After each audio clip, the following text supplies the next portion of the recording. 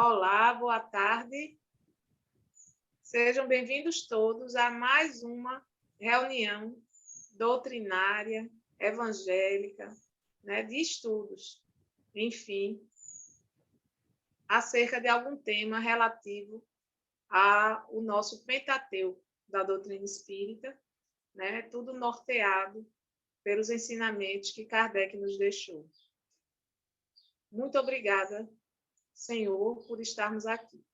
Eu gostaria de falar com o nosso irmão. Está tendo acesso ao nosso irmão Geisler? Estou. Boa tarde, tudo bem? Estão me escutando? Estou, sim. Você está com a imagem também, meu irmão? Seja Estou com a bem-vindo. imagem também, viu? A Seja minha voz está bem-vindo. chegando bem aí? Pronto, estamos vendo bem. Muito bem. Graças Alegria a estar Deus. com vocês aqui outra Estamos vez. novamente recebendo você. E é com muito carinho que a gente faz isso, viu? Seja bem-vindo à nossa sala virtual. Tá certo? Muito Mesmo que obrigado. não estivesse aparecendo a imagem por algum motivo técnico, mas a gente ficava ali ouvindo e iria ser feita uma reunião mediúnica, né? A gente ouve e fica ali embevecido com as suas palavras. Então, vamos fechar os nossos olhos e agradecermos a Deus por mais essa oportunidade.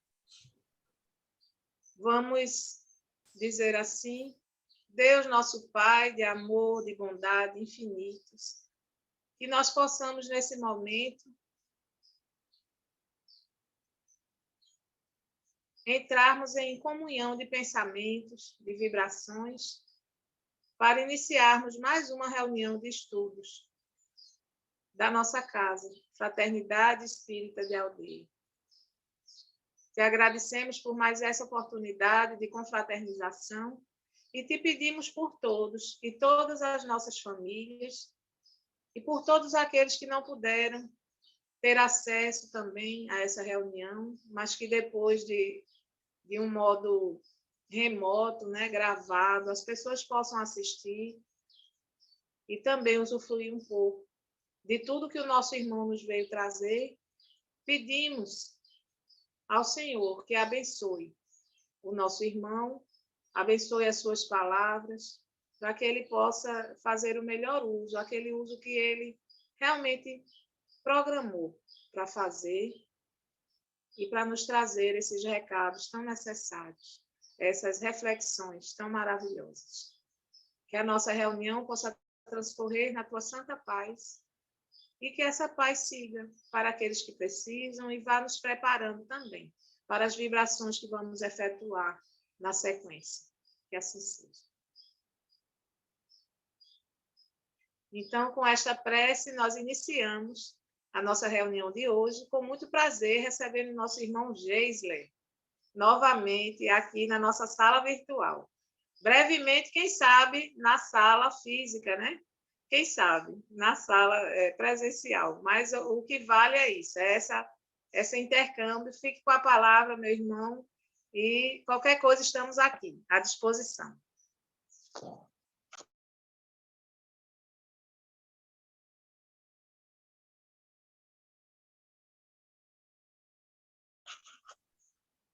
Pronto. Está fugindo um pouquinho a imagem.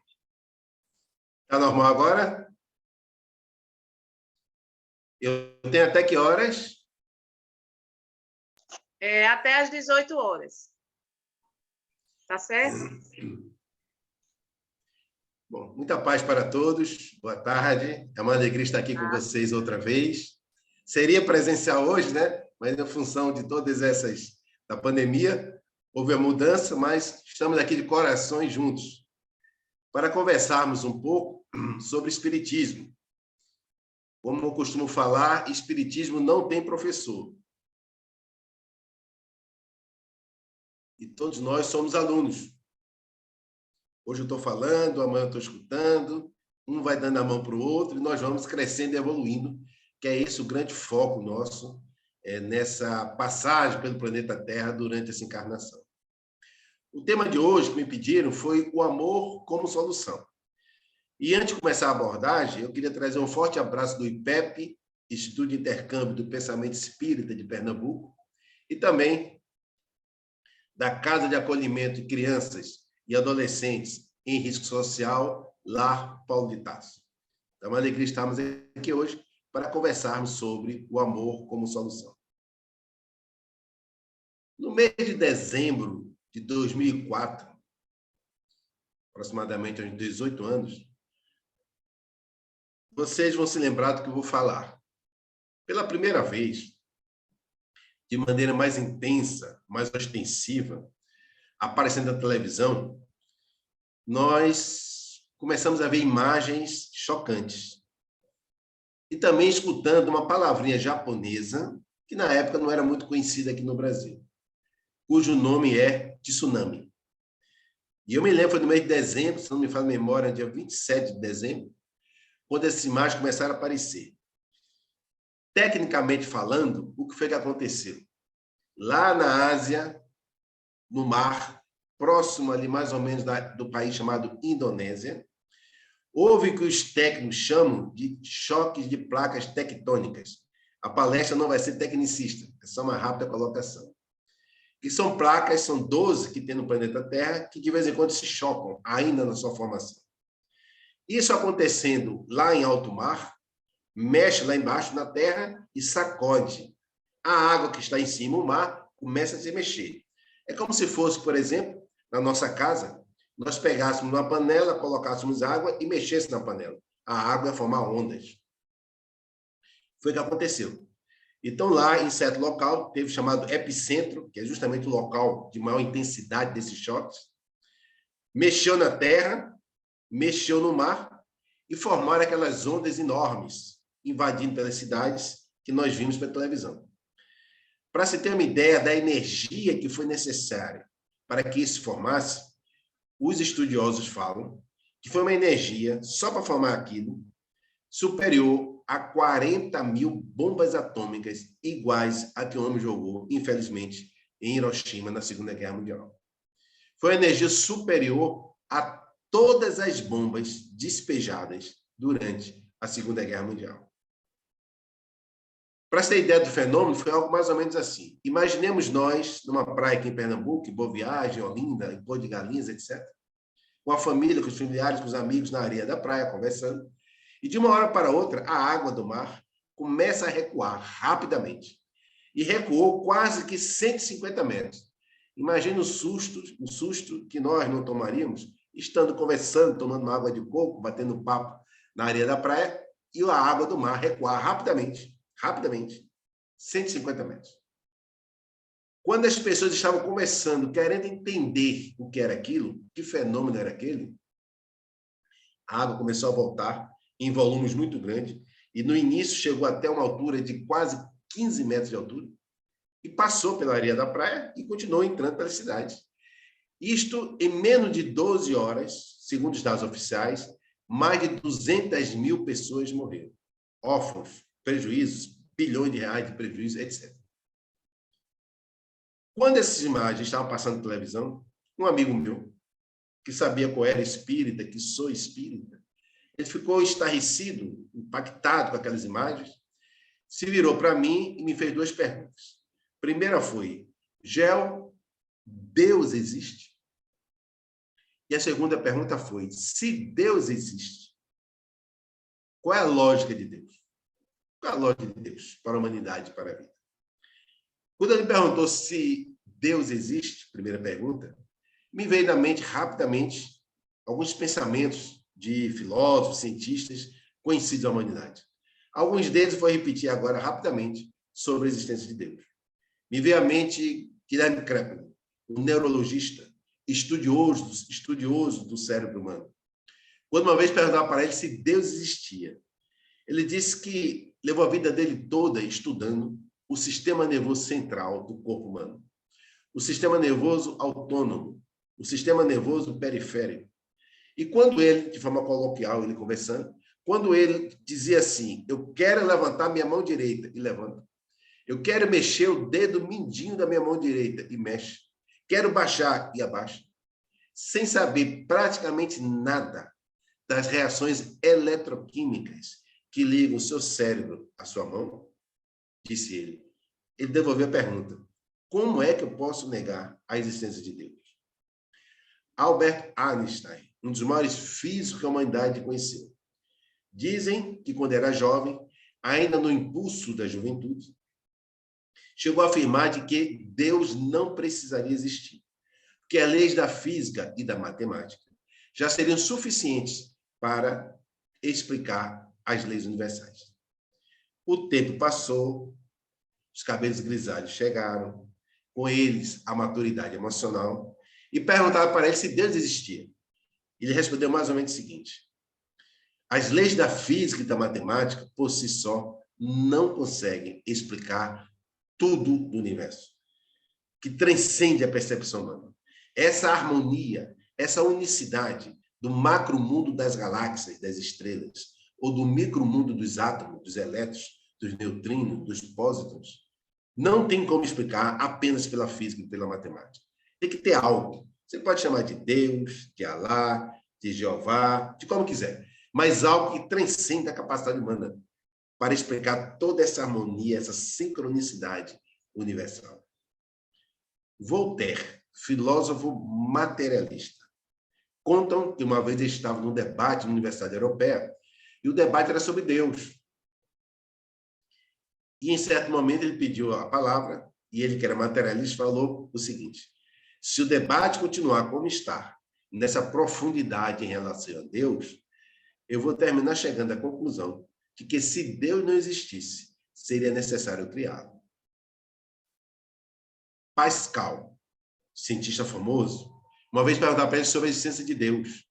Ele disse: se o homem estudar a meia ciência, apenas a metade, pode até negar a existência de Deus. Mas se o homem estudar, empreender, compreender a ciência na sua totalidade, não tem como negar a existência de Deus. Metchnikoff, zoólogo, microbiologista, discípulo de Pasteur, uma vez perguntou para ele sobre Deus. Ele disse mais ou menos o seguinte: tentar provar a existência de Deus é quase que uma blasfêmia, mas negar a existência de Deus é uma verdadeira loucura, disse Metchnikoff. Mas o meu amigo, ao meu lado, diante das ondas do tsunami, não me perguntou apenas se Deus existia. Ele fez essa primeira pergunta. E a segunda pergunta foi: qual é a lógica de Deus? E a pergunta que eu coloco na reflexão de hoje é, dentro da temática, o amor como solução: qual é a lógica de Deus? Fritjof Capra, um físico quântico da atualidade famoso, tem vários livros, ele escreveu alguns livros interessantes. Um deles chama-se O Tao da Física, Tao com O de taoísmo, que ele faz uma correlação entre as filosofias orientais e a física quântica. Na introdução desse livro, no prefácio, ele faz uma reflexão muito bonita, se colocando ele, a humanidade, como um menino, correndo na areia da praia. O menino, com muita energia, corre para um lado, corre para o outro, pega aqui uma concha, uma estrela do mar, mas o menino chega a hora que cansa. E, ao cansar, senta na areia da praia para descansar. Nesse momento, começa a observar a formação das ondas, toda a sincronicidade, todo o processo de harmonia. E o menino começa a ficar encantado com aquilo. Mas, como o menino está muito cansado, ele deita na areia da praia. E, ao deitar, se for de noite, vê o piscar das estrelas. Se for do dia, o sol a brilhar. E fica mais ainda impactado, impressionado com tudo que está ao seu redor. E se sente tão pequenino, menor até do que um dos grãos de areia que está a sustentar o seu corpo. E o Fritjof Capra fala o seguinte, que é assim que ele se sente, e que a humanidade se sente diante desse Deus que transcende a qualquer percepção do ser humano. Em um outro livro dele, Fritjof Capra, chamado A Teia da Vida, ele fala sobre o pensamento sistêmico. O que é que vem a ser isso? Ele coloca no livro que todos nós estamos interligados. Ele coloca que nós somos como se fôssemos um nó de uma rede enorme, infinita. Cada ser humano um nó dessa rede. E que nós formamos essa rede que ele chamou de rede da fraternidade. E que, se esse nó for para um lado ou for para o outro, ele puxa a rede para um lado ou para o outro. Ou seja, todos nós recebemos interferências do outro e todos nós geramos interferências no outro. E o que foi que ele disse com essa conclusão? De que ninguém vai conseguir ser feliz sozinho, porque estamos interligados, quer queiramos ou não, na ótica, na leitura da física quântica. Perguntar para ele, então, como era o nome que ele chamava disso. Ele disse, chame o nome que quiser, mas eu chamo da rede da fraternidade. A essência do universo, segundo Fritjof Capra, nos seus livros, na ótica da física quântica, é a fraternidade. Saindo da física quântica, mas ainda na ciência, indo para o outro lado da biologia, o biólogo famoso, escritor, estudioso, professor, de nome Humberto Maturana, chileno, escreveu um livro chamado A Árvore do Conhecimento. Nesse livro é muito técnico, não vou entrar aqui em detalhes, tem a palavrinha chamada autopoese, em que ele vai analisando toda a ótica do universo, os princípios universais, na visão da biologia. E no final do livro ele chega à seguinte conclusão, e eu tive a oportunidade de conhecê-lo pessoalmente no evento em São Paulo, há anos atrás. Ele diz o seguinte, que todos nós, na ótica da biologia, estamos ligados. Ele deu aquele exemplo famoso da borboleta. Uma borboleta hoje lá na China, lá na Índia, lá na Ásia, batendo as asas, de uma maneira ou de outra, afeta a nossa vida aqui em Recife, aí em Caruaru, em Aldeia, Camaragibe, etc. Por quê? Sei que a gente não sabe exatamente como, mas a sincronicidade do bater os átomos, dessa energia que se passa, termina atingindo todo o universo. Lembrando um pouco os nós da rede da fraternidade que Fritjof Capra, quântico, falou. E ele falou, e o Humberto Maturana agora, em relação à biologia. Perguntar para ele, então, qual era a ótica dele, a leitura dele como biólogo do universo. Ele disse, o universo, o que sustenta o universo é o amor. E nós que vivemos, estamos imersos em uma teia. Fritjof falou rede, Maturana falou teia, que ele chamou de teia do amor. O primeiro chamou rede da fraternidade. O segundo chamou teia do amor. Em 3 de outubro de 1804, reencarna um espírito que teria o nome de Hippolyte Léon Denisard Rivail, mais conhecido entre nós com o pseudônimo de Allan Kardec. Ele reencarna lá em Lyon, na França, com a missão de ser o futuro codificador de uma nova doutrina, que ele mesmo colocaria o nome, conforme colocou na introdução de O Livro dos Espíritos, chamando-a de Espiritismo, ou doutrina espírita. Ele veio com essa missão. Nasceu numa família de classe média, à época, na França, pai, juiz de direito. Com pouco tempo da sua idade, aproximadamente 10 anos, os pais o encaminharam para estudar em Yverdun, na Suíça, que tinha o maior centro educacional da Europa de então, que era coordenado por um pastor famoso, protestante, de nome Pestalozzi. Lá ele foi cumprindo o seu planejamento espiritual. Estudou aproximadamente 10 anos ali, uma média de estudo de 10 horas diariamente. Se destacou. Tinha alguns professores, principalmente de matemática e de pedagogia, que quando precisava se ausentar, pedia a Rivail, vou chamar de Kardec a partir de agora, para substituir. Ou seja, Kardec era aluno, mesmo assim, dar aula para seus amigos de turma, tamanho destaque dele no campo da intelectualidade. Por outro lado, a proximidade de Kardec com Pestalozzi o ajudou muito naquela fase de aprendizado no que se refere aos aspectos didáticos e pedagógicos que ele utilizaria bastante mais na frente, atuando como codificador do espiritismo. Retorna para a França. Tempos depois vai morar em Paris, capital da França, e com aproximadamente 50 anos de idade, está tendo a sua vida normal em Paris, como professor, escritor, pesquisador. Quando, então, tem aquele famoso encontro que coincide todos nós no meio espírita, com seu amigo Fortier. Ambos se interessavam pelo chamado estudo do magnetismo animal, que chegou ao mundo no século anterior a Kardec, através de Franz Anton Mesmer. Foi Fortier que disse para Kardec, de forma coloquial, com mais detalhes, as questões das mesas girantes e mesas dançantes. Kardec já sabia do assunto. Assunto esse que começou, na realidade, lá nos Estados Unidos, no condado Wayne, ali nos arredores de Nova York, em Hydesville, com as irmãs Fox, aquelas batidas nas mesas, no teto, nas paredes, etc. Atravessou o Oceano Atlântico. Lá na Europa, começou a se propagar mais nas reuniões das mesas, em vários países, na França, em várias cidades, em Paris, em vários bairros, várias casas. Kardec sabia disso. Mas, no fundo, ele achava que era uma energia, um fluido, como ele falava, desconhecido da humanidade, ou fraude. Ele não abria hipótese, numa primeira fase, para a possibilidade da realidade do espírito. Fortier falou com ele, ele não se animou muito, deixou para lá. Um outro amigo dele, de nome Carlotti, procura Kardec e fala do mesmo assunto. Mas Kardec também não dá muita importância. Fortier retorna com uma novidade. Fortier diz mais ou menos o seguinte, conforme está na Revista Espírita. Kardec, as mesas estão se mexendo, se locomovendo, sem que praticamente ninguém as toque. Apenas leve toque dos pontas dos dedos para que elas se mexam. Mas Kardec, as mesas também estão respondendo as perguntas que os homens lhe fazem. Kardec não estava parado. Uma coisa é a mesa se mexer para um lado, se mexer para o outro e pronto. Outra coisa é responder uma pergunta.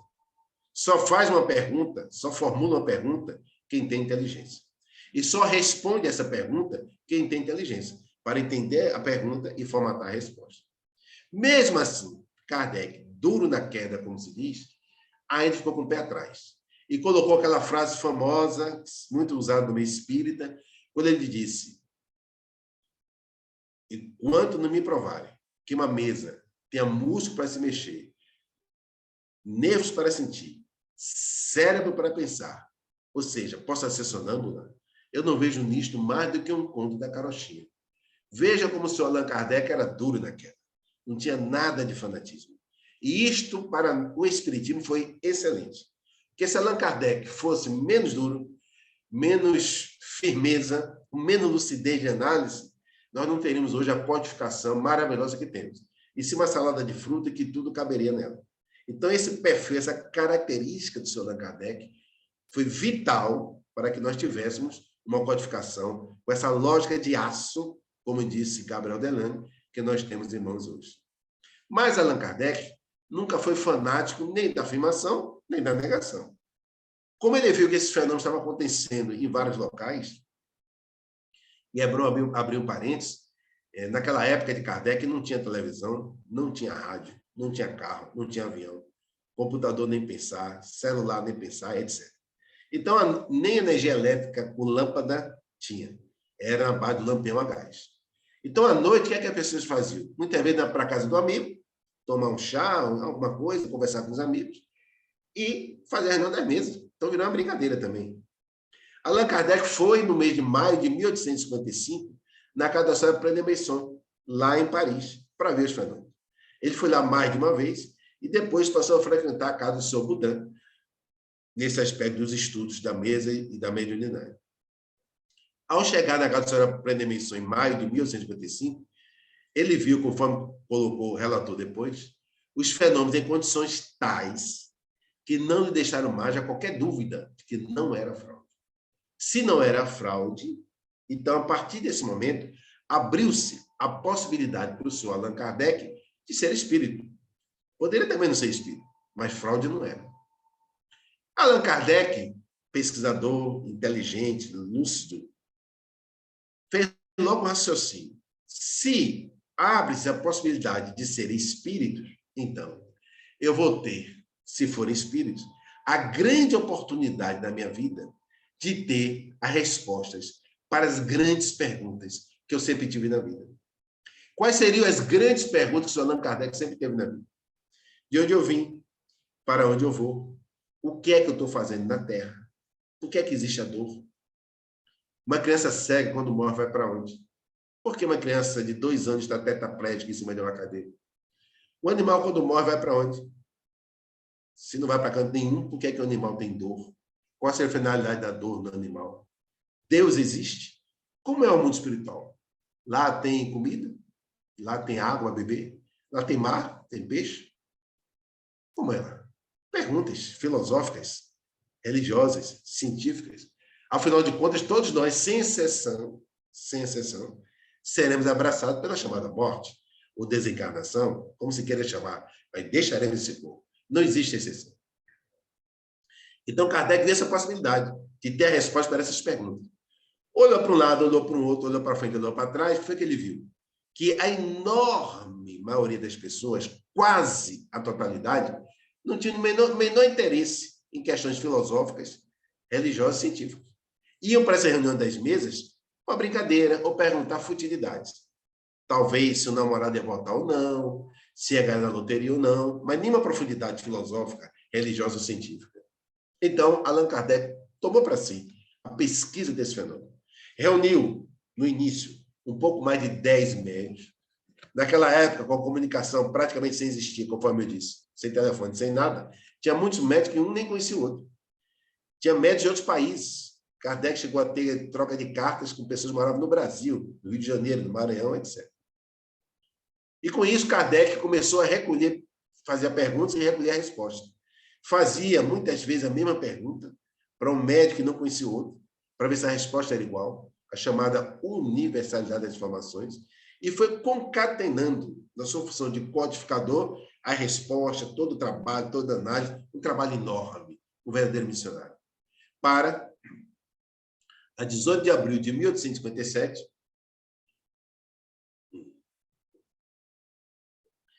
ele publicar o Livro dos Espíritos, em sua primeira edição, com 501 perguntas. Aproximadamente 3 anos e meio depois, ele publica a segunda edição, já com 1.019 perguntas, 1.019 respostas, no quantitativo que nós temos hoje. E o que é que o Livro dos Espíritos trouxe para a gente? Primeiro, uma nova percepção de Deus. Lá no início, meu amigo perguntou sobre Deus. Eu citei algumas colocações sobre Deus. E o Livro dos Espíritos começa sobre Deus. Pergunta número 1. Que é Deus? Veja que pergunta inteligente. Na época, ninguém perguntaria sobre Deus, que era quase uma heresia perguntar sobre Deus. Mas se alguém perguntasse, com certeza perguntaria quem é Deus. Porque é o nosso costume, quem é Deus? Deus no formato humano. Quem, personalismo, antropomorfismo. Kardec, hiperinteligente, percebeu logo que Deus não poderia ter o formato humano. Afinal de contas, por que é que Deus teria que ter dentes? Ele fica comendo feijão e arroz por aí? Por que é que Deus teria que ter ouvidos? Deus tem 2 buraquinhos para poder escutar o som. Por que é que Deus teria que ter pés, pernas? Ele fica andando pelo universo. Então, esse formato humano que nós temos é um formato adaptado ao mundo que nós vivemos, o planeta Terra. Mas Deus é outra coisa, é outra transcendência. Então, Kardec, na sua inteligência, tirou logo um M. Perguntou o que é Deus. Tirando um M, não quer dizer que seja um ser humano, um formato humano. E a resposta foi tão inteligente quanto a pergunta. É a inteligência suprema, causa primária de todas as coisas. Na pergunta número 4, Kardec pergunta para os espíritos sobre a prova de Deus. Como podemos provar a existência de Deus? Perguntou Kardec. Resposta. No axioma que aplicar a vossa ciência. Não é efeito sem causa. Procurar a causa de tudo que não é obra do homem e a vossa razão responderá. Pergunta 13, tudo no capítulo 1 ainda do Livro dos Espíritos, sobre os atributos de Deus. Kardec interroga. Quando afirmamos que Deus é único, todo-poderoso, ou seja, onisciente, onipresente, eterno, imutável, infinito, soberanamente justo e bom, temos ideias totais de seus atributos? Resposta dos Espíritos. Do vosso ponto de vista, sim, porque credes abranger tudo. Sabem, porém, que existem coisas que estão acima da inteligência, também mais inteligentes, e que a vossa linguagem, limitada às suas sensações, não tem condições de exprimir. E continua a resposta. Veja a doutrina que estava chegando. Nada de falar que Deus estava com raiva, tem ódio, que Deus castiga, que Deus mata, não. Uma nova percepção existencial de Deus. Kardec, então, publica o Livro dos Espíritos. E o que é que o Livro dos Espíritos traz para nós, seres humanos? Os princípios básicos da doutrina espírita. E o que são os princípios básicos da doutrina espírita? São os princípios que sustentam a doutrina espírita. Algum tempo atrás, uma pessoa me disse assim, Gel, eu quero ser espírita. O que é que eu faço? O que é que ela faz? O espiritismo não tem rito de entrada. O espiritismo não precisa, com todo respeito às outras religiões, mas o espiritismo não precisa molhar a cabeça, não precisa estar mergulho no tanque, na piscina, no mar, no rio, não precisa. Então, o que é ser espírita? O que é ser espírita? Uma vez eu perguntei em certo local, num seminário, numa instituição espírita, o que era ser espírita. E alguém me disse, ser espírita é ser uma boa pessoa. Não obrigatoriamente. E irmã Dulce é uma excelente pessoa, boníssima. Até santificada foi agora pela Igreja Católica. Madre Teresa de Calcutá, boníssima. No entanto, eram católicos. Ah, não, ser espírita é estudar a doutrina. Não obrigatoriamente. Eu conheço pessoas que estudaram, leram e não se tornaram espírita. Ah, não, ser espírita é admitir a reencarnação. Não obrigatoriamente. Os budistas são reencarnacionistas e não são espíritas. Então, o que é ser espírita? Ser espírita é admitir os princípios básicos da doutrina espírita. Se eu admito os princípios básicos da doutrina espírita, eu sou espírita. Então, quais seriam esses princípios básicos? O que é que define uma pessoa ser espírita? Quais seriam esses princípios básicos? De maneira ampla, eu diria, se eu admitir isso que eu vou falar agora, eu sou espírita. E quais serão essas coisas? A existência de Deus, a imortalidade da alma, a comunicabilidade dos espíritos, a reencarnação, a evolução, a pluralidade dos mundos habitados, a lei de causa e efeito, o livre-arbítrio e a ética da fraternidade. Se eu admito esses princípios que eu acabei de falar, eu sou espírita. Mas, Gel, então, o que é ser verdadeiro espírita? Que está lá na codificação. Verdadeiro espírita é aquele que admite esses princípios básicos que eu acabei de falar, por isso que ele é espírita, mas, ao mesmo tempo que admite isso, ele se esforça honestamente, profundamente, diariamente, para amanhã ser moralmente melhor do que ele mesmo no dia de hoje. Esse é o verdadeiro espírito. Então, qual é o nosso grande objetivo na vida? Fazer o bem. E fazer o bem é o quê? É amar. Por que esse é o grande objetivo? Porque não existe outro caminho para a felicidade. Quando Jesus disse amar a Deus sobre todas as coisas e amar o próximo a si mesmo, eu sou o caminho, a verdade e a vida, ele não falou isso por um egoísmo, porque ele quer aparecer, porque ele quer ser melhor que os outros, não. Porque ele sabe que não existe outro caminho para a felicidade. Amar ao próximo, mesmo a pessoa que é materialista, não tem nenhuma religião, não tem fé, não tem nada, em termos pragmáticos, é o melhor caminho. Vejamos, se agora, nesse momento, no estalo de dedo, fizesse uma mágica aqui e conseguisse isso, toda a população do mundo, do planeta Terra, imediatamente passasse a amar o próximo, como nos ensinou Jesus. Então, vai dar um estalo de dedo. A partir de agora, todos os brasileiros, argentinos, uruguaios, norte-americanos, chineses, japoneses, todos, a partir de agora, vamos seguir o que Jesus falou, amar o próximo. Não eliminaria todas as dores de imediato, mas a grande maioria das dores acabaria de imediato. Por exemplo, a partir desse momento, se todos fizessem isso, não teria mais homicídio e assassinato, porque ninguém vai matar ninguém querendo amar o próximo. Não teria mais roubo, ninguém vai roubar ninguém querendo amar o próximo. Não teria mais a fome, porque hoje a humanidade tem condições de acabar com a fome. Se amar o próximo, acabaria imediatamente.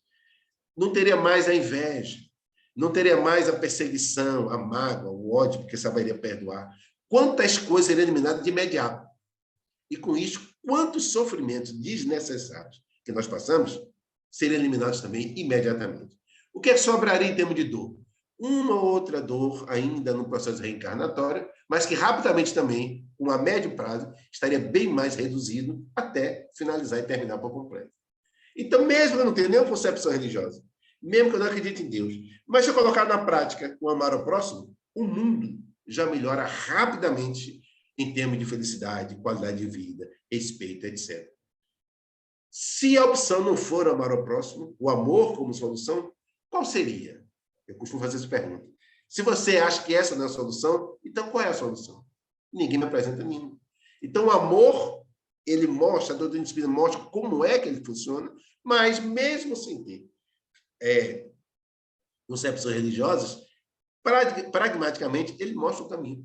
Ele diz, bom, faça isso, e essa dor vai acabar imediatamente, a curto prazo, ou no máximo a médio prazo. Quando, na pergunta 621 do Livro dos Espíritos, Kardec pergunta aos espíritos, onde está escrita a lei de Deus? Resposta, na consciência. É uma resposta profunda. Não tem lugar melhor do que a consciência para ter a lei de Deus. Ninguém melhor do que nós mesmos para medir exatamente as nossas responsabilidades diante de atos cometidos, tanto em termos de atenuantes, como em termos de agravantes, tanto em termos de algo negativo, como em termos de algo positivo. Eu já disse aqui no passado, eu volto a repetir, que por mais hábil que eu seja, por mais carismático eu venha a ser, por mais habilidade no uso da palavra eu venha a ter, eu posso até, durante o período, mas não para sempre, mentir e enganar vocês. Posso, durante o período, no máximo. Mas a minha consciência eu jamais conseguirei. Nunca vou enganar. Então, nesse momento, se eu aqui bolar uma mentira e com habilidade colocar, pode ser que vocês acreditem por um período, não para sempre. Mas na minha consciência, nunca eu vou enganar. Veja que juízo fantástico. Por outro lado, como já disse no passado, se todos vocês agora estão me escutando, me vendo, apontarem para meu dedo, me acusando em risco de algo que eu não fiz, ninguém vai conseguir tirar minha paz interior. Porque a minha paz interior, quem a sustenta é a minha consciência tranquila. Veja que coisa fantástica, a consciência. E 4 perguntas depois, número 625, quando Kardec pergunta aos espíritos, quem Deus ligou para a humanidade para servir de exemplo? A resposta foi ver de Jesus. Não é ver Jesus se ele é magro ou gordo, se ele é alto ou baixo, se ele é preto, branco, amarelo, pouco importa. Tem olhos castanhos, verdes, azuis, pouco importa. Ver Jesus no que ele ensinou e na sua mensagem. No que ele ensinou e na sua vivência. E o que é que ele ensinou? Se nós pegarmos 4 evangelhos que falam da vida de Jesus, e mesmo aquele considerado apócrifos, espremer, o que sai? Qual é o sumo que sai daí? O que vai sair é amar a Deus sobre todas as coisas e amar o próximo a si mesmo. E o que é amar o próximo a si mesmo no dia de hoje? O que é amar a Deus, que amar a Deus sobre todas as coisas no dia de hoje? Na prática, é amar o próximo. Eu não vou sair na rua e dizer, eu vou amar a Deus, vou sair abraçando o vento. Não. Então, amar a Deus na prática é amar o próximo. Então, este é o nosso grande desafio. O amor, ele é imbatível, ele é invencível. E é o único caminho para a verdadeira felicidade. E todos nós, seres humanos, sem exceção, buscamos, queremos a felicidade, que é uma maneira de almejar algo profundamente ético, sem nenhum problema, quando eu enxergo essa felicidade sem pisar, sem utilizar os recursos do egoísmo. Hoje, a humanidade tem aproximadamente 8 bilhões de habitantes. 8 bilhões. Desses 8 bilhões, aproximadamente 3 bilhões ainda não têm acesso à energia elétrica. Quase 2 bilhões não têm acesso à vaso sanitário. E quase 1 bilhão, todo dia, quase 1 bilhão, mais ou menos 5 vezes a população brasileira, vai dormir com fome, sendo a maioria formada por idosos e crianças. Mas essa mesma humanidade gasta, por ano, aproximadamente 5 trilhões de reais em armas de guerra. Se ela pegasse apenas 20% do que gasta em arma de guerra e aplicasse corretamente, em menos de 10 anos, segundo a ONU, a Organização das Nações Unidas, acabaria a miséria material no planeta Terra. Então, é uma pergunta para refletir. Onde é que nós estamos? O que é que nós estamos fazendo na nossa vida? A fome de um lado e, do outro lado, os países pensando em fazer guerras, como está agora essa crise na Ucrânia, etc. E tal. Não estou aqui entrando em méritos, quem está certo está errado. Mas está lá, em pleno século XXI, o homem da tecnologia, quase iniciando uma nova guerra. São poucas décadas que a humanidade viveu em paz, sem nenhuma guerra. O que é isso? Animosidade. E o que é animosidade? De onde é que ela vem? Do egoísmo, do orgulho, da vaidade. E tudo isso significa o quê? Falta de amor. Quanto mais amor eu tenho, menos egoísmo tem. Quanto mais egoísmo existe, menos amor tem. Então, qual é o melhor para a humanidade? Qual é o melhor para nós, enquanto indivíduos? Perdoar, não ter mágoa nenhuma no coração, viver leve, sorrindo, alegre, abraçando, amando, ou cheio de mágoas, todo carrancudo, fechado, agredindo, brigando? Para uma pessoa minimamente equilibrada, não tem dúvida qual é o melhor caminho. Que é o caminho que o Cristo falou, que Buda falou, que Confúcio falou, e Jesus, mais aqui perto de nós, quando disse: amar-vos uns aos outros, assim como eu vos amei. Fazer ao próximo, que eu achei que o próximo lhe fizesse. Não tem coisa melhor do que isso. Uma vez me perguntaram, uma vez não, várias vezes, quando me perguntam assim: Gel, quando eu estou na dúvida de uma decisão, o que é que eu devo fazer? Você coloca no lugar do outro. Pergunta assim: o que é que Jesus faria? Mas Jesus está muito longe, é muito evoluído. Tá bom. Mas o que ele faria era o que ele fosse se colocar no lugar do outro. Pode ser até que você não entenda Jesus, porque a condição evolutiva dele é tão alta que tem muitas coisas que a gente não entende. Mas isto nós entendemos. Se coloca no lugar do outro. Porque a dor de João, a dor de Maria, a dor de Pedro, não é diferente da dor de Gel, da dor de Mário, da dor de Vinícius, da dor de Cátia, não é. São dores seres humanos. Nós somos seres humanos.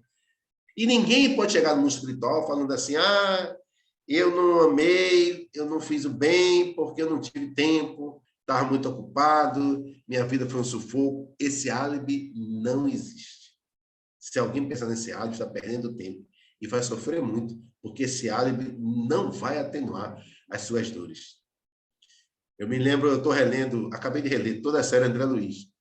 Como eu faço palestras, estou sempre relendo os livros de Kardec, André Luiz, para nunca perder a sustentação doutrinária. E agora eu estou relendo Kardec. Mas acabei, semana passada, de reler todos os livros de André Luiz, terminei com o livro E a Vida Continua. E uma coisa que eu percebo no livro de André Luiz, não só nesse livro, mas em várias partes, que os espíritos falam o seguinte, que a região de sofrimento, umbral, etc., ali estão consciências comprometidas, o mal que fez, mas não só com o mal que fez, com o bem que deixou de fazer. Então, foi ou não foi, quem relê os livros, quem lê com calma, vai ver que às vezes são citados o seguinte: tal espírito não era a pessoa má, que está ali fazendo mal, querendo matar alguém, não. Uma pessoa que preguiçosa, simplesmente omissa, indiferente com a dor ali. Então a dor estava acontecendo, ficar na sua casa o tempo todo vendo televisão. No outro dia, na sua casa o tempo todo vendo televisão. Ou seja, foi uma pessoa má, aquelas trevas pesadas de comandar perseguições? Não. Mas também não está numa região de paz, tranquilidade, porque o egoísmo se fez transparecer através da indiferença. Então, não é meu filho, não é minha esposa, não é minha filha, então vai ficar aqui em casa. Provavelmente quem está na rua. Então, lá na região do Brasil, tem muitos espíritos nesse nível. Não maléficos em termos intrínsecos, mas omissos, indiferentes em relação à dor alheia. Como eu disse antes, não existe o álibi de desculpar não fazer o bem. Isso não existe. As dores são as mais variadas. E os exemplos também vêm de, às vezes, a gente nunca espera. No início da exposição, eu falei sobre o abraço que eu trazi do IPEP do Lar Paulo de Tarso. O Lar Paulo de Tarso, já comentei aqui com vocês, acolhe crianças em situações de social de alta complexidade. As crianças moram conosco e, falando aqui rapidamente, só para vocês terem uma ideia, né? Que eu vou falar daqui a pouco. E elas chegam a morar conosco através do juizado ou do conselho tutelar. Então, só tem esses caminhos para ir morar lá para o de Tarso. Nós, atualmente, estamos morando 16 crianças conosco, mas, em função da rotatividade, por ano, geralmente chegam a morar de 30 a 40. Eu estou lá há 17 anos. Nesses 17 anos, a instituição já tem 31 anos, mas eu estou há 17. Nesses 17 anos, do dia que eu cheguei até hoje, já moraram com a gente exatamente 347 crianças. Cada criança varia o tempo de moradia. Tem criança que mora semanas, criança que mora meses, criança que mora anos. Cada caso é um caso. A criança que levou mais tempo morando conosco durou 8 anos. E por que cada caso é um caso? Porque ao chegar a criança do juizado ou do conselho tutelar, mas todo um processo, não vou entrar aqui em detalhe, acompanhamento psicológico, tudo. Nós lá temos orientação espírita, as crianças participam do Evangelho no Lar toda sexta-feira, aprendem a fazer o Pai Nosso diariamente. Todo mundo faz a oração antes das refeições, participa da evangelização do NES, Núcleo Espiritual de Souza, no sábado à tarde, etc. Então, toda orientação é espírita nesse sentido, apesar que respeitamos as pessoas que não são espíritas. Mas as crianças chegam lá, tem toda essa educação integral, biopsicossocial e espiritual. Bom, e ao chegar, cada caso é um caso. Então, tem um caso que chega, a primeira opção é ver se é possível voltar para onde estava. Às vezes é uma mãe que está usando drogas, mas a mãe está se tratando, as crianças ficam morando com a gente, quando a mãe se recuperar, ir morar com a mãe. Tem todo o estudo que se faz junto com o José da Infância e Juventude. Às vezes não tem condições de voltar para a mãe ou para o pai, aí vem uma família extensa, tipo um avô, um tio que queira ficar com a criança. Às vezes também não tem, aí vai, o juizado escreve no CNA, Cadastro Nacional de Adoção, que entra na folha de adoção em termo nacional, e às vezes também não é adotado. Então fica morando com a gente. Lá eu chamo todo de filhos e filhas do coração. Não é uma cadeira. Então, a gente trata como se fosse nosso filho mesmo. Bom, devido a isso, tem crianças que passam semanas, meses, anos, cada caso é um caso. Mas dessas 347 crianças, só vão para lá casos dolorosos, senão não iria. Qual é o juiz que tira uma criança da mãe, do pai, e coloca numa instituição, sem que seja um motivo muito sério? Por isso que as que vão para lá são as chamadas que estão em situação de risco social de alta complexidade.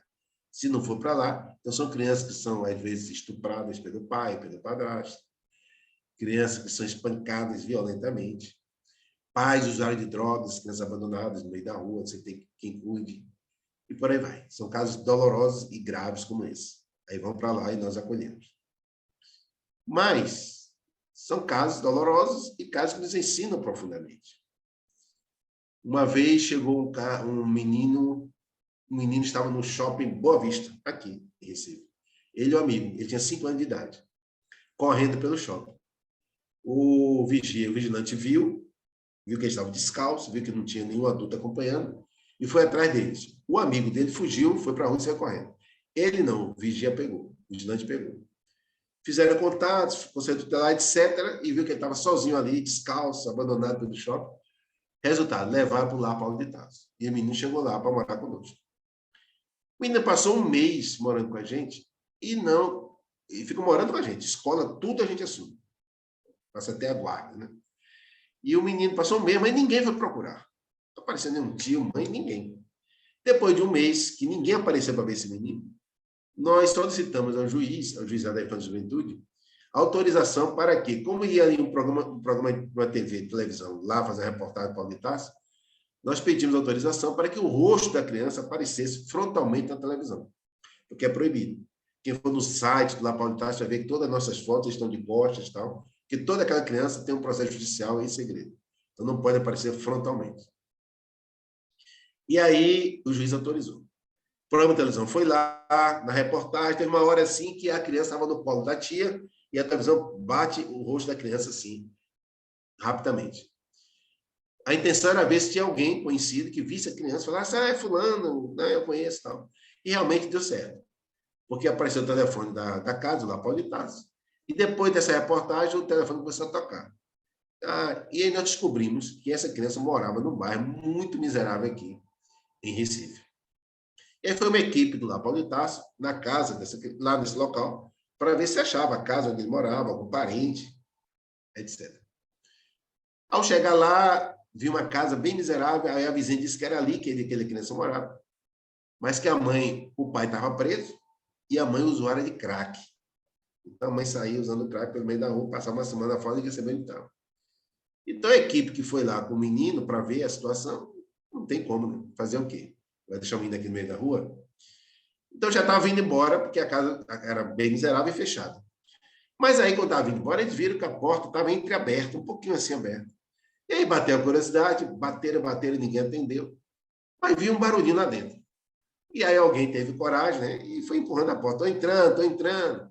Quando entrou, foi o que aconteceu.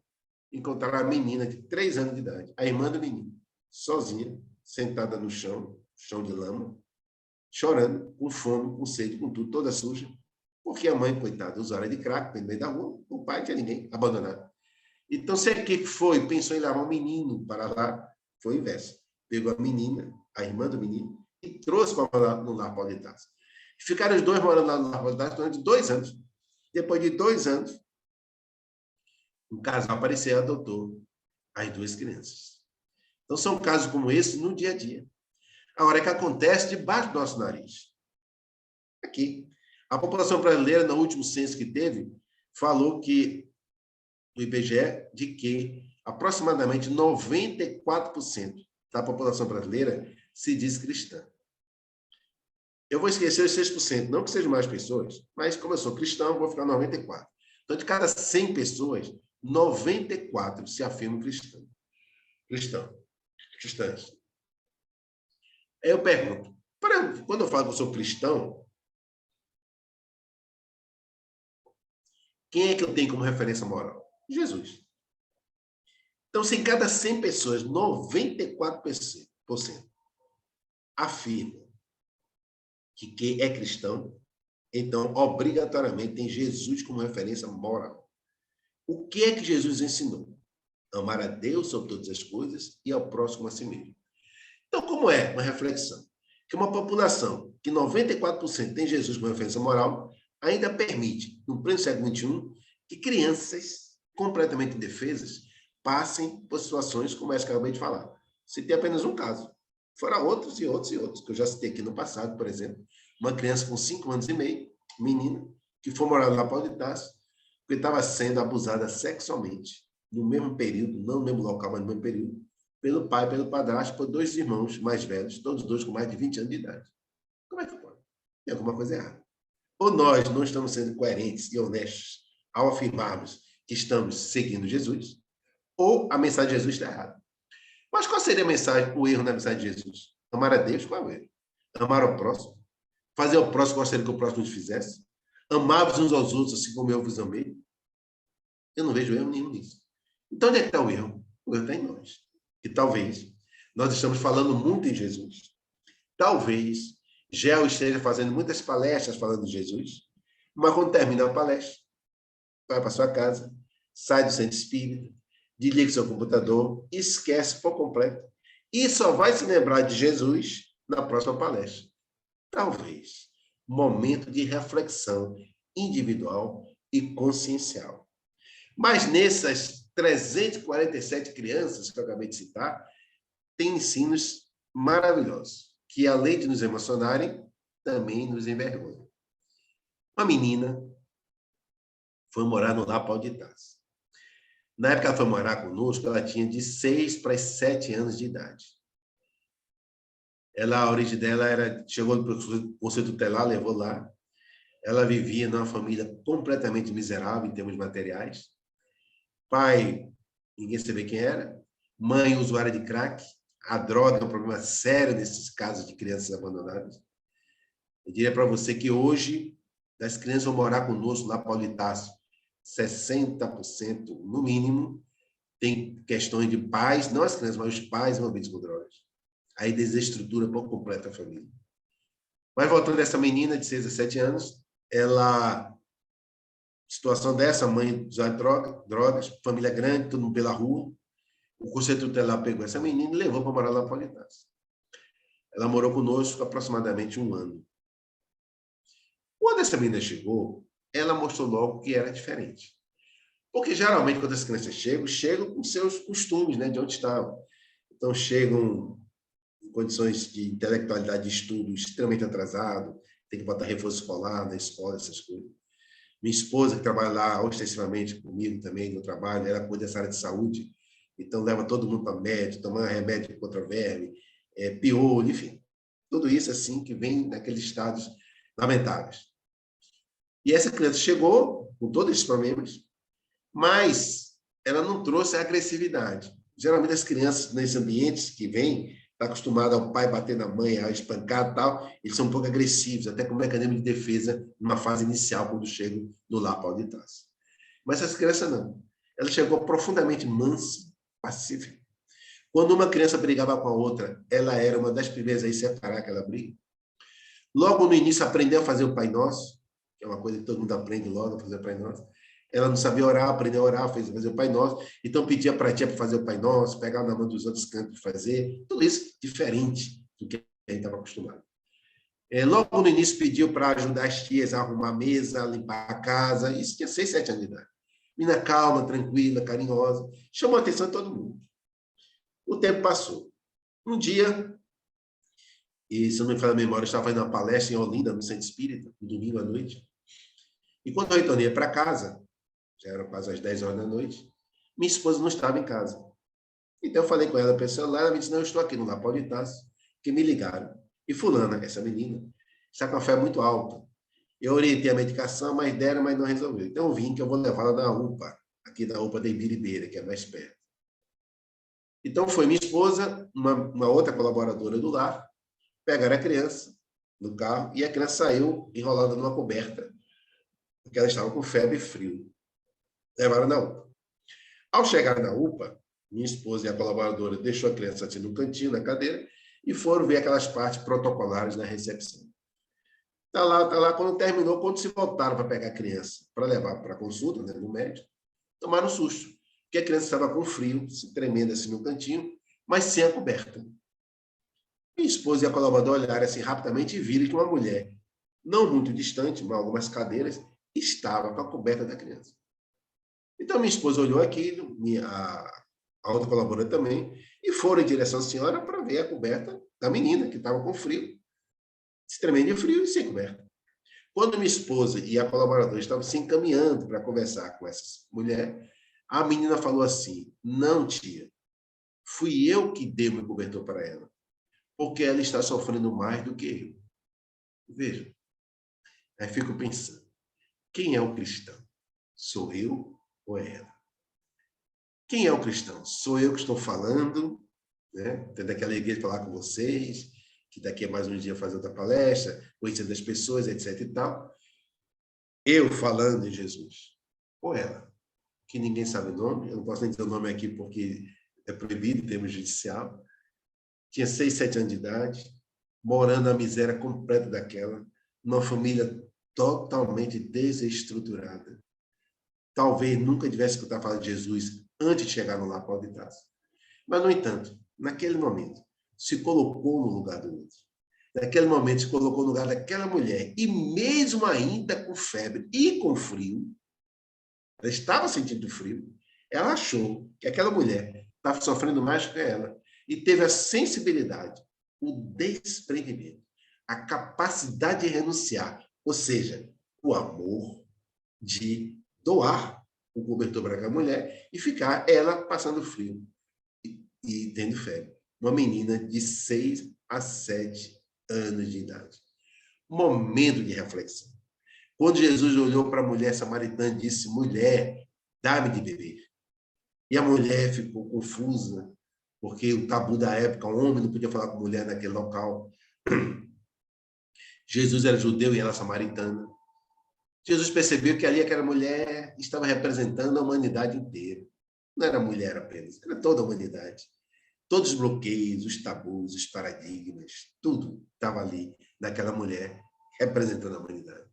Jesus provavelmente deu alguns passos na frente, vendo que aquele diálogo serviria de educação não só para a mulher, mas para as futuras gerações, e disse, agora com as minhas palavras, mais ou menos o seguinte, mulher, dá-me de beber. Mas eu não posso, essa água não é minha. Essa água é de Jacó, esse poço é de Jacó. Mulher, dá-me de beber. Porque essa água, mulher, que você bebe hoje, terás sede amanhã e retornarás para beber outra vez. Retornarás amanhã, depois da manhã, todos os dias, porque todos os dias terás sede e todos os dias terás que retornar a esse poço para beber esta água. Mas, mulher, disse-lhe Jesus, se tu soubestes quem te pede água de beber, tu é que me pedirias água de beber.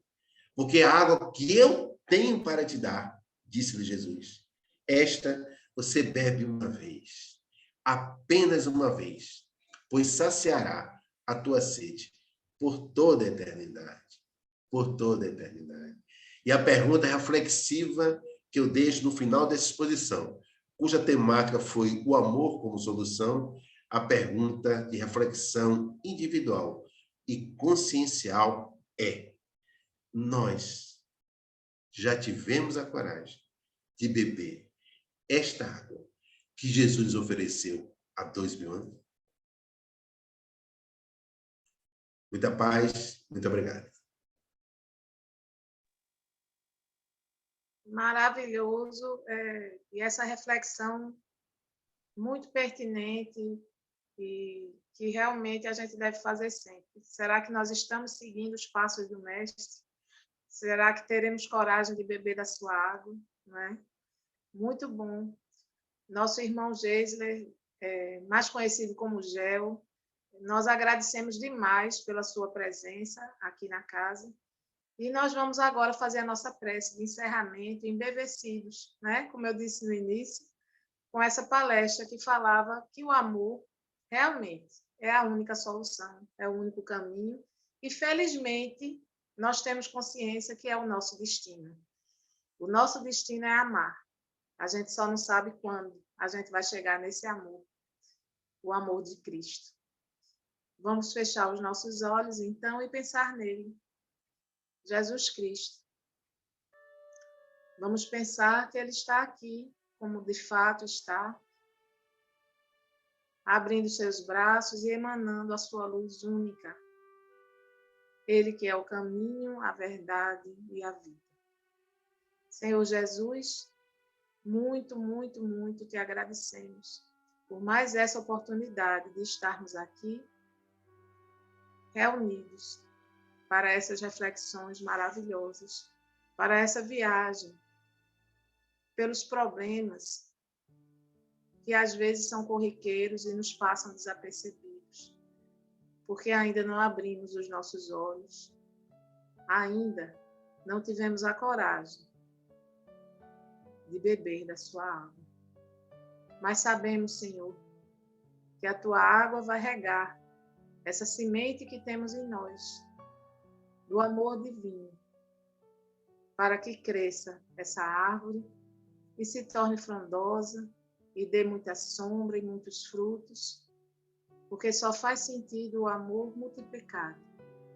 E desde já, mesmo que ainda sofra, que nós possamos multiplicar todas essas reflexões que essas pessoas maravilhosas nos trazem, que nós possamos multiplicar esse conhecimento que recebemos na doutrina espírita, para que os irmãos que já tenham em si o preparo suficiente, a terra fértil, e estejam, sim, propensos e prontos para beber da tua água, esses possam deixar crescer essa tua árvore. Que nós possamos, Senhor, todos nós nos felicitarmos uns aos outros por termos ouvido tudo isso e que possamos, sim, multiplicar e que já comecemos a multiplicar em forma de gratidão e com pensamentos positivos para todos aqueles que nesse momento não puderam estar aqui e que estão ligados de alguma forma nessa grande rede da humanidade a nós todos, pelos laços da fraternidade, que esses irmãos que sofrem, principalmente torturas morais, que eles possam nesse momento receber desse teu bálsamo e se aliviarem desse sofrimento. Que a tua paz permaneça conosco e que nós saibamos olhar para os lados e dividi-la, multiplicá-la também. Que assim seja. Com esta prece, nós encerramos a reunião da tarde de hoje, agradecendo muito a Deus, ao nosso palestrante, e marcamos encontro para a próxima semana estarmos aqui novamente. E você está convidado sempre, viu, Gel? Que Deus lhe abençoe, lhe ilumine, leve um abraço para sua esposa, sua família, e para a sua grande família também, da instituição e das instituições da qual você faz parte. E para essas crianças maravilhosas, né? Um cheiro em cada uma. Tchau, vocês. Obrigado por tudo, viu? Beijão em todos. Obrigada. Tchau. Tchau.